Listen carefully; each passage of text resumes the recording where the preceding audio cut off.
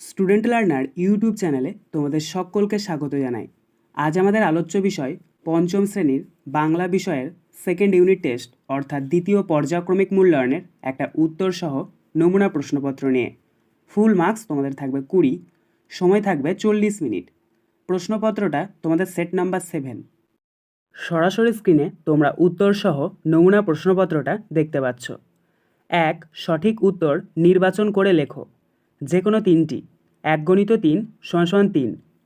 1-1 গ্রীষ্মের একটি ফুল হলো গাঁদা, গন্ধরাজ, চাঁপা না পদ্ম? সঠিক উত্তর হবে চাঁপা। 1-2 কুমির ভেবেছিল আলু বোধহয় তার গাছের ফল, শেকড়, ফুল না পাতা? সঠিক উত্তর হবে গাছের ফল। 1-3 গরান গাছের ফুল লাল, সাদা, হলুদ না সবুজ রঙের? সঠিক উত্তর হবে হলুদ রঙের। 1-4 গাছটির সব সবুজ পাতা খেয়ে নিল গরুতে, ছাগলে না হাতিতে? সঠিক উত্তর হবে ছাগলে। 1-5 ব্যাঙের প্রথম সঙ্গী হলো বাঘ, মোরগ, মৌমাছি না পাখি? সঠিক উত্তর হবে মৌমাছি। 2 নিচের প্রশ্নগুলির নিজের ভাষায় উত্তর লেখো। 1 × 4 = 4। 2-1 ফণিমনসা গাছে রামধনু রং কখন ঝিকিমিকি করে উঠল? উত্তর ফণিমনসা গাছের কাচের পাতার ওপর রোদের কিরণ পড়ে রামধনু রং ঝিকিমিকি করে উঠল। 2-2 মায়াতরু শব্দটির অর্থ কী? উত্তর মায়াতরু শব্দটির অর্থ মায়াবী গাছ। 2-3 ধনায় কিসের মন্ত্র জানে? উত্তর ধনায় মৌচাক কাটার মন্ত্র জানে। 2-4 মাঠের ধারে দুপুরবেলা আচমকা কী ঘটল?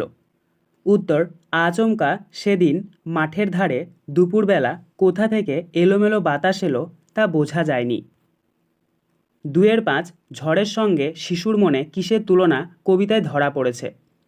উত্তর ঝড়ের সঙ্গে শিশুর মনে কালির দোয়াতের তুলনা কবিতায় ধরা পড়েছে। 2-6 কোথায় গেলে কবি তাধিন তাধিন শব্দ শুনতে পান? উত্তর মাঠে গেলে কবি ছোট শিশুর নুপুর পরা পায়ে তাধিন তাধিন শব্দ শুনতে পান। 3 নিচের যে কোনো দুটি প্রশ্নের উত্তর দাও। 2 × 2 = 4। 3-1 বাচ্চা গাছটি তো মহা খুশি, আনন্দে ডগমগ, এত আনন্দ কখন হলো বাচ্চা গাছের? উত্তর ফণিমনসা গাছের নিজের পাতাগুলি পছন্দ নয়, সেগুলি খুব বিচ্ছিরি আর ছুচলো বলে সবসময় দুঃখ। বনের পরীর কাছে সে নিজের পাতাগুলি বদলে সুন্দর সোনার পাতা করে দিতে বলেছিল। কথা মতো বনের পরীর দেওয়ায় নিজের অজস্র ঝলমলে সুন্দর সোনার পাতা দেখে বাচ্চা ফণিমনসা গাছটির খুব আনন্দ হলো। 3-2 কে কিভাবে বাঘের হাত থেকে বেঁচে গেল? উত্তর ধনাইকে লক্ষ্য করে ঝাঁপ দিলেও বাঘ গিয়ে পড়ল তবলা গাছের ওপর। ধনাইকে ডিঙিয়ে বাঘের মাথা ওই গাছটাতে দুর্দান্ত বেগে ঠোক্কর খেল, কিন্তু তাকে বাঘের লেজের বাড়ি খেতে হলো সপাং করে, আর বাঘ গিয়ে পড়ল শীষের গর্তের ভিতর। কলস ভেঙে বাঘের মুখের ওপর মধু পড়তেই বাঘ চোখ মুখ কুঁচকে বেজায় ফোঁত করতে লাগলো। 3-3 কেমন জানি করলো আমার মন প্রসঙ্গ উল্লেখ করে কবির অনুভূতির কথা ব্যক্ত করো। উত্তর দুপুরবেলা হঠাৎ সমস্ত আকাশ অন্ধকার করে এলো। এলোমেলো বাতাসে প্রকৃতি এক অন্য রূপ নিয়ে কবির চোখে ধরা দিয়েছে। সমস্ত আকাশ কালো, কালো চাপার বন, বকুলতলা, এমনকি নদীর জল পর্যন্ত কালো বর্ণ ধারণ করেছে দেখে কবি অভিভূত হলেন। কবি দেখলেন কালো জলে ভরা নদী পার হয়ে মাঝি তাড়াতাড়ি ফিরে এলো। প্রকৃতির এই রূপ দেখে কবি একটুও ভীত হলেন না, বরং তিনি মনে মনে এক অব্যক্ত আনন্দ অনুভব করলেন। 4 লিঙ্গ পরিবর্তন করো। যে কোনো তিনটি। 1 × 3 = 3। 4-1 কবি। কবি শব্দটির লিঙ্গ পরিবর্তন করলে পাওয়া যাবে মহিলা কবি। 4-2 সাহেব। সাহেব শব্দটির লিঙ্গ পরিবর্তন করলে পাওয়া যাবে মেম। 4-3 পুত্র। পুত্র শব্দটির লিঙ্গ পরিবর্তন করলে পাওয়া যাবে কন্যা। 4-4 কর্তা। কর্তা শব্দটির লিঙ্গ পরিবর্তন করলে পাওয়া যাবে গিন্নি। 4-5 ভদ্রলোক। ভদ্রলোক শব্দটির লিঙ্গ পরিবর্তন করলে পাওয়া যাবে ভদ্র মহিলা। 4-6 গায়ক। গায়ক শব্দটির লিঙ্গ পরিবর্তন করলে পাওয়া যাবে গায়িকা। 4-এর 7 অধ্যাপক।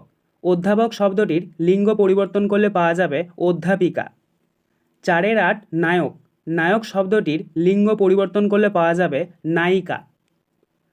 5 নিচের যে কোনো দুটি প্রশ্নের উত্তর দাও। 1 × 2 = 2। 5-এর 1 উভয় লিঙ্গ কাকে বলে উদাহরণ দাও। উত্তর, বাংলা ভাষা এমন কিছু শব্দ আছে যার দ্বারা পুরুষ ও স্ত্রী উভয়কেই বোঝানো হয়, এগুলোকে উভয় লিঙ্গ বলে। যেমন বাপ মা, স্বামী স্ত্রী, গুরুজন, সন্তান, শিশু, মন্ত্রী, রোগী, বন্ধু ইত্যাদি। 5-এর 2 লিঙ্গ কয় প্রকার ও কি কি?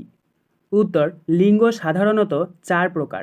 1 নাম্বার পুংলিঙ্গ, 2 নাম্বার স্ত্রীলিঙ্গ, 3 নাম্বার ক্লীবলিঙ্গ, 4 নাম্বার উভয় লিঙ্গ। 5-এর 3 তুমি শব্দের বহুবচন কি? উত্তর, তোমরা। 5-এর 4 বচন বলতে কি বোঝো? বাংলায় বচন কত প্রকার ও কি কি? প্রত্যেক ক্ষেত্রে 2টি করে উদাহরণ দাও।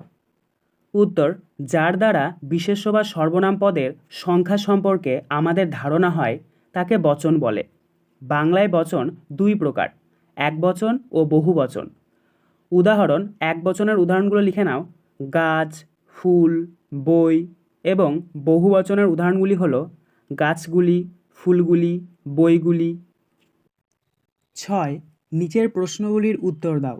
প্রশ্নের মান 5। 6-এর 1 তোমার জন্মদিনের আমন্ত্রণ জানিয়ে বন্ধুকে চিঠি লেখো।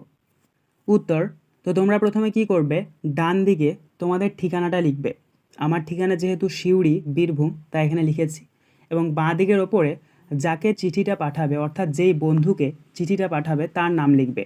আমি যেহেতু এখানে রমেশকে পাঠাচ্ছি তাই আমি লিখেছি প্রিয় বন্ধু রমেশ। কমা দিয়ে নিচে লিখবে পত্রের প্রথমে তোকে জানাই আমার আন্তরিক ভালোবাসা। আশা করি ঈশ্বরের কৃপায় ভালোই আছিস।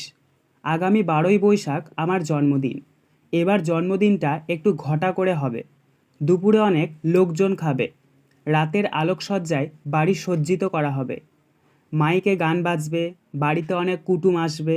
সন্ধ্যার দিকে কেক কাটা হবে। কাজল, দীপু, সমীর, শিখা, মনিকা, দিশা, আয়েশা, তিথি ওরা সবাই থাকবে। সঙ্গে তুই থাকলে খুব আনন্দ হবে। ওই দিন সকালে তোর দিদি মিলিকে সঙ্গে করে চলে আসবি। সকাল 9টার ট্রেন আছে, ওই ট্রেনে চলে আসবি। আমি স্টেশনে দাঁড়িয়ে থাকব। বিশেষ কিছু লিখছি না, দেখা হলে সামনাসামনি সব কথা হবে। তোর বাবা মাকে প্রণাম জানিয়ে শেষ করলাম। তো তোমরা ডান দিকের নিচে লিখবে ইতি তোর বন্ধু, এখানে তোমার নামটা লিখে নেবে। যেহেতু আমার নাম সুদীপ আচার্য তাই এখানে লিখেছি। এবং বাঁ দিকের নিচে লিখবে যাকে পাঠাচ্ছ তার ঠিকানা। দেখো এখানে প্রথমে যেহেতু আমি রমেশকে পাঠাচ্ছি তাই রমেশের নাম লিখলাম রমেশ সেন, এবং সিও দিয়ে যাকে পাঠাচ্ছ তার বাবার নাম।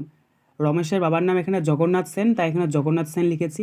এবং নিচে তার ঠিকানা, গ্রাম রায়পুর, পোস্ট চন্দ্রপুর, জেলা বীরভূম, পিন নাম্বার 731123। আজকের আলোচনা পর্বটি এখানেই শেষ হলো।